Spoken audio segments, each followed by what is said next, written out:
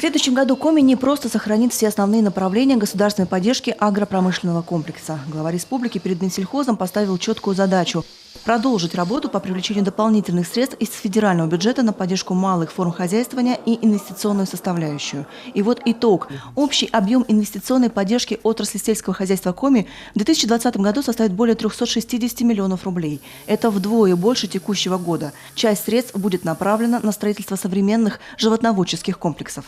В рамках предоставления данной поддержки министерство планирует начать строительство, что на территории республики начнется строительство 4 крупных животноводческих комплекса с численностью поголовья не менее 400 голов каждый.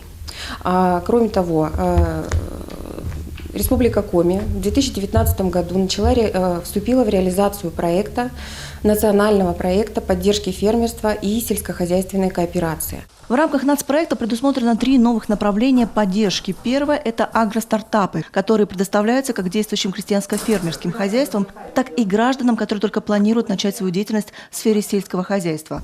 Поддержка составляет до 4 миллионов рублей. Правда, только в том случае, если крестьянско-фермерское хозяйство планирует какую-то часть вложить в неделимый фонд сельскохозяйственного потребительского кооператива. В случае, если крестьянско-фермерское хозяйство либо гражданин планирует начать открыть просто свое дело, то есть свое крестьянско-фермерское хозяйство, в этом случае он может получить из бюджета грант в размере до 3 миллионов рублей. Конечно же, все на конкурсной основе. Желающих достаточно много. В 2020 году по этому направлению планируется увеличение сумм финансирования до 5 миллионов рублей. Кроме того, в рамках нацпроекта предусмотрено субсидирование затрат сельскохозяйственных потребительских кооперативов на приобретение животных, техники и оборудования для переработки продукции, получаемой от своих членов. Сумма компенсации может достигать 50% от понесенных затрат.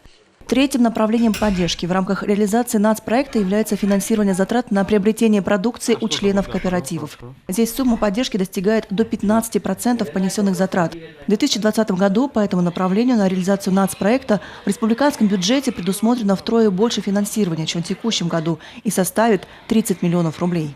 Те новые направления государственной поддержки, которые вот сейчас введены в этом году в рамках нацпроекта, я считаю, что вот они особенно важны именно для глубинки, для тех отдаленных сел и деревень, где люди не заняты какой-либо видом деятельности, для того, чтобы вовлечь их в этот бизнес, в агробизнес, помочь им решением вопросов о дополнительных доходах.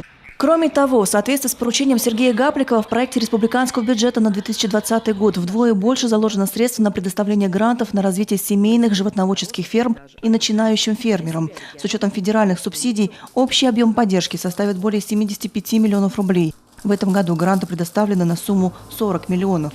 Также в будущем году будут сохранены повышенные размеры ставок субсидий на 2 важнейших вида отраслевой господдержки. На возмещение части затрат на производство и реализацию товарной животноводческой продукции будет предусмотрено 327 миллионов рублей.